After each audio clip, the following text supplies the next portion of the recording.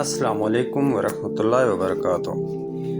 میں ہوں جی S Mughal Islamic سے، اور آپ دیکھ رہے ہیں میرا چینل، جہاں میں آپ کو ایمان افروز اور سبق آموز اسلامی کہانیاں سناتا ہوں، جو نہ صرف ہمارے دلوں کو سکون دیتی ہیں بلکہ ہمیں اللہ تعالیٰ کی قدرت، اس کے انبیاء کے صبر، قربانی اور ایمان کی یاد بھی دلاتی ہیں۔ آج میں آپ کے لیے ایک نہایت اہم اور ایمان کو تازہ کر دینے والی کہانی لے کر آیا ہوں۔ یہ ہے حضرت ابراہیم علیہ السلام کی عظیم قربانی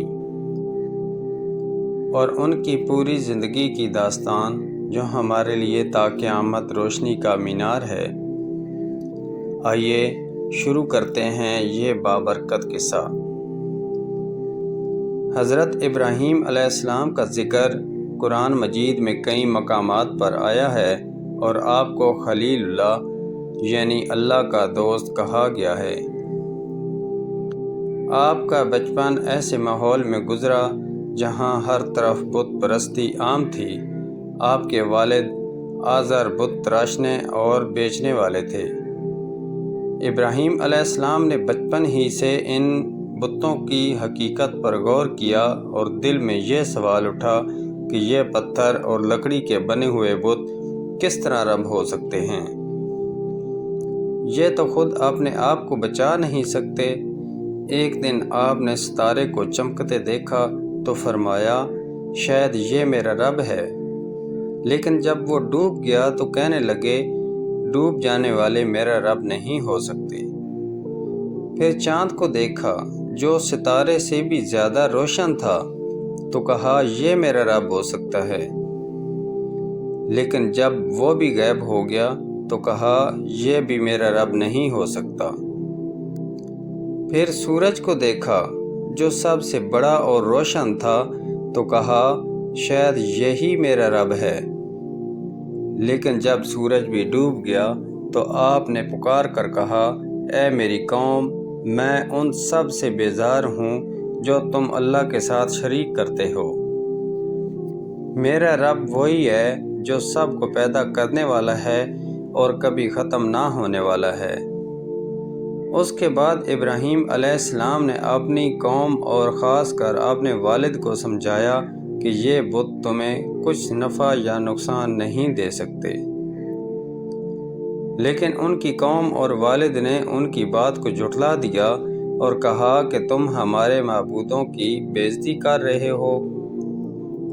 ایک دن جب ان کی قوم سب مل کر ایک تہوار منانے کے لیے شہر سے باہر گئی تو حضرت ابراہیم علیہ السلام نے موقع پا کر سارے بڑے چھوٹے بتوں کو توڑ ڈالا،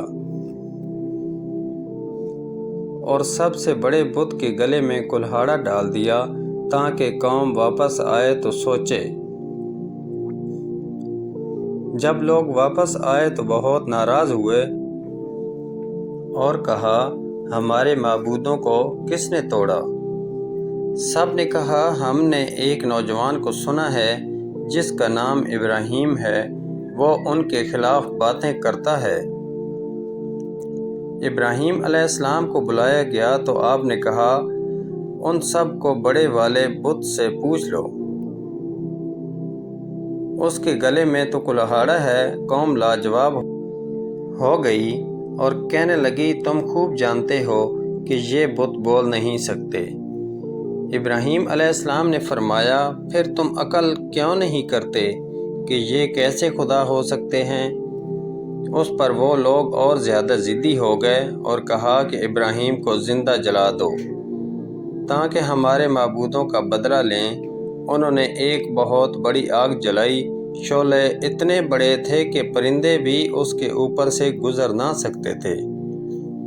ابراہیم علیہ السلام کو منجنیق کا ذریعے آگ میں پھینکا گیا، لیکن اللہ نے آگ کو حکم دیا، اے آگ، ابراہیم پر ٹھنڈی اور سلامتی والی ہو جا۔ اور آگ پھولوں اور بہار کے باغ کی طرح بن گئی۔ یہ ایک بڑا معجزہ تھا جسے سب نے اپنی آنکھوں سے دیکھا، لیکن ان کے دل ہدایت کو قبول نہ کر سکے۔ اس کے بعد ابراہیم علیہ السلام نے ہجرت کا فیصلہ کیا اور اپنی بیوی حضرت سارہ علیہ السلام کے ساتھ وطن چھوڑ دیا۔ آپ نے اللہ کی راہ میں ہر مشکل برداشت کی۔ کچھ عرصے بعد اللہ نے آپ کو ایک اور امتحان میں ڈالا۔ جب آپ کو حکم ہوا کہ اپنی دوسری زوجہ حضرت ہاجرہ علیہ السلام اور ننھے بیٹے حضرت اسماعیل علیہ السلام کو ایک بے آب و گیا وادی یعنی مکہ مکرمہ میں چھوڑ آئیں۔ اس وقت وہاں کوئی بستی نہ تھی، نہ کھانے پینے کا سامان۔ حضرت ہاجرہ نے پوچھا، کیا یہ اللہ کا حکم ہے؟ تو ابراہیم علیہ السلام نے سر ہلا کر کہا، ہاں۔ حضرت ہاجرہ نے کہا، پھر اللہ ہمیں ضائع نہیں کرے گا۔